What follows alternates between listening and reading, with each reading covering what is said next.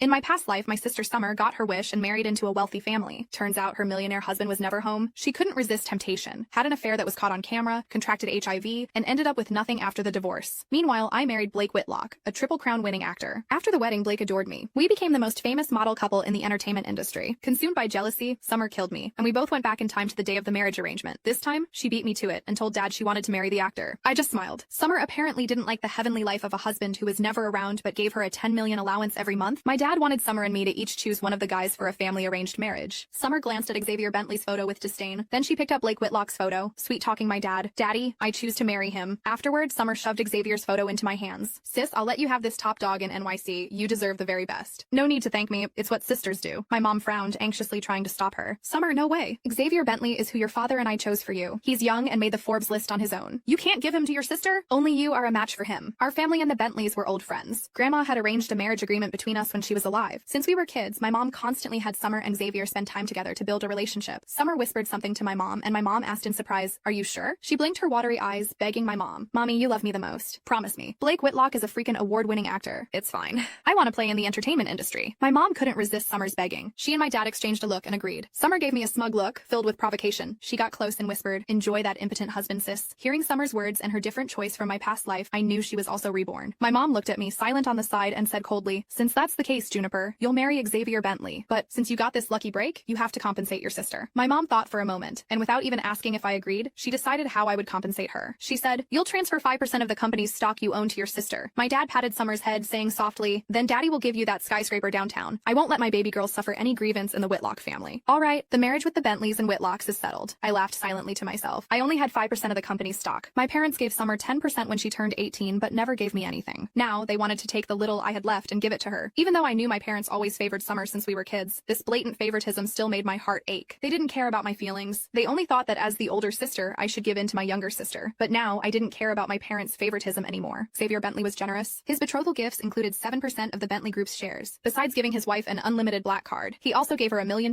monthly allowance. This time, Summer insisted on choosing Blake Whitlock and throwing Xavier Bentley at me. I laughed. Summer didn't like the heavenly life of a husband who was never home but gave her plenty of money. She wanted to switch our happy lives. My pleasure, Xavier and I met once, and then we quickly got married. On the night we got our marriage license, I packed my bags and moved into Xavier's house. He lived on the top floor of a building in downtown NYC. I leaned against the floor-to-ceiling windows in a silk nightgown, watching Xavier expertly tie a Windsor knot. He was flying overseas tonight for a project, on our wedding night, and he wasn't sure when he'd be back. We both silently avoided mentioning a wedding ceremony. Xavier was aloof and noble. He looked at me with his deep eyes, his voice magnetic and clear. "Juniper, I'm sorry I can't be with you on our wedding night." He pulled out a black card, placing it on the bar. "Use this card as you please. It's linked to my main account. I'll come back home to you as soon as possible, okay?"